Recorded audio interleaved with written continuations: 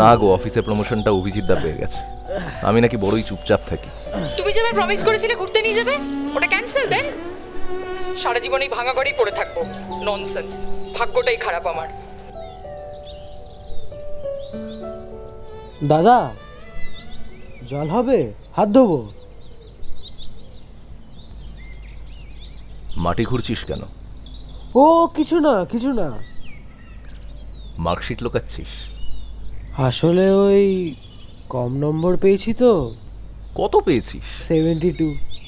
72 তো অ্যাকচুয়ালি ভালো নাম্বার। আগের বার 90 পেয়েছিলাম তো, আর এবার 72।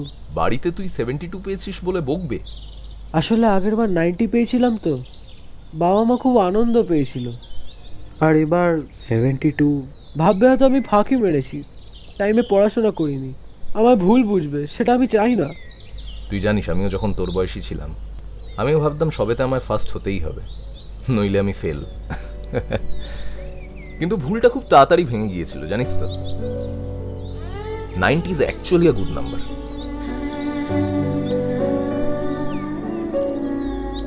বাট 72 অ্যাকচুয়ালি খুব ভালো, মানে বেশ ভালো।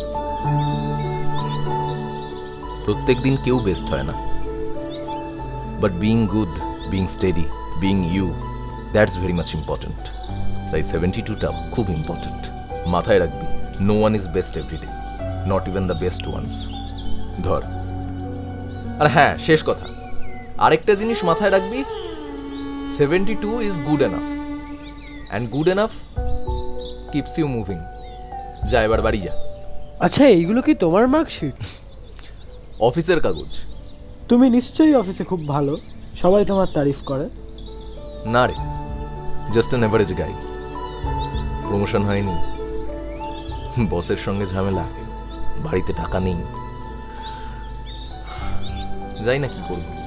কেন, কি আবার করবে? এই তো বললে 72 ইজ অ্যাকচুয়ালি গুড, তাহলে এটাও তোমার 72, জাস্ট ট্রাই করতে থাকতে হবে। আর কি একটা বললে না, 72 ইজ গুড এনাফ, কি জানো? Good enough keeps you moving. হ্যাঁ ওটাই। ঠিক আছে, আসছি গো, টাটা।